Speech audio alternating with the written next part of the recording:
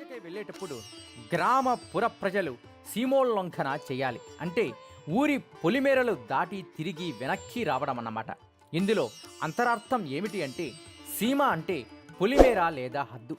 హద్దు అనేది సాధారణంగా శత్రువులు మిత్రులు అనే అంశం వచ్చినప్పుడు వారి ఇరువురి మధ్య కొన్ని హద్దులు ఏర్పడ్డాయి. వాటిని తుడిచివేసి శత్రువులు సైతం పాత కక్షలు మర్చిపోయి అందరూ మిత్రులుగానే ఉండి పోవాలనేది సీమోల్లంఘన. ఈ విజయదశమి పుణ్యదినాన ప్రజలంతా చేరి ఊరిలో ఈశాన్య దిక్కున ఉండే శమీ వృక్ష జమ్మి చెట్టు ప్రదేశానికి వెళతారు. దుర్గాదేవికి అంతకు ముందే పూజ చేస్తారు. హారేనతు విచిత్రేణ బాసత్కనక మేఖల అపరాజిత భద్రరత కరౌతు విజయం మమ. మంచి హారంతో తలుకులీను బంగారు కటి సూత్రంతో మంగళకారి అయిన దుర్గా అపరాజితాదేవిగా నాకు విజయమిచ్చుగాక అని దీని అర్థం. ఇలా ప్రార్థించి దుర్గాదేవి పూజ చేశాక శమీవృక్ష ప్రదేశానికి చేరుతారు. అక్కడ శమీవృక్షానికి పూజ చేస్తారు. శమీ శమయతే పాపం శమీ శత్రు వినాశని అర్జునస్య ధనుర్ధారి రామస్య ప్రియవాదిని. శమీ శమయతే పాపం శమీ లోహిత కంటక దారిణ్యార్జున బాణానాం రామస్య ప్రియవాదిని.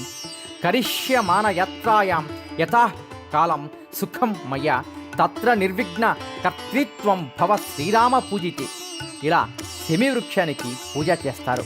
త్రేతాయుగంలో శ్రీరాముడు, ద్వాపరయుగంలో పాండవులు, అందున అర్జునుడు ముఖ్యంగా శమీవృక్ష పూజ చేసి విజయ భేరిని మోగించి శత్రు నాశనం చేశాడు అన్నది తెలుస్తోంది.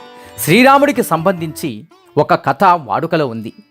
శ్రీరాముడు రావణాసురుని 10 తలలను చూసి భీతిల్లి నిద్రించిన శక్తిని దేవిని పూజించగా ఆమె మేల్కొని శ్రీరాముని పూజలు అందుకొని శ్రీరామునికి విజయాన్ని కలుగజేసింది.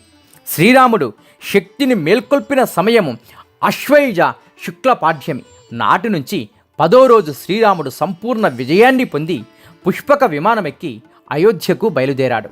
అలా బయలుదేరే ముందు శమీవృక్షాన్ని పూజించాడు. అందువల్లనే నవరాత్రి ఉత్సవాలను జరిపి విజయదశమి నాడు అందరూ శమీ పూజ చేయడం అనేది ఆనవాయితీగా వస్తోంది. మహాభారత కథ పరంగా పాండవులు అజ్ఞాతవాసం చేయాలని సంకల్పించినప్పుడు తమ ఆయుధాలను జాగ్రత్తగా దాచి ఉంచడం ఎలా అనే ఆలోచన వచ్చినప్పుడు శ్రీకృష్ణుని సలహా మీద మారువేషాలు ధరించి జమ్ము చెట్టు మీద దాచిపెట్టి విరాటరాజు కొలువు చేరారు.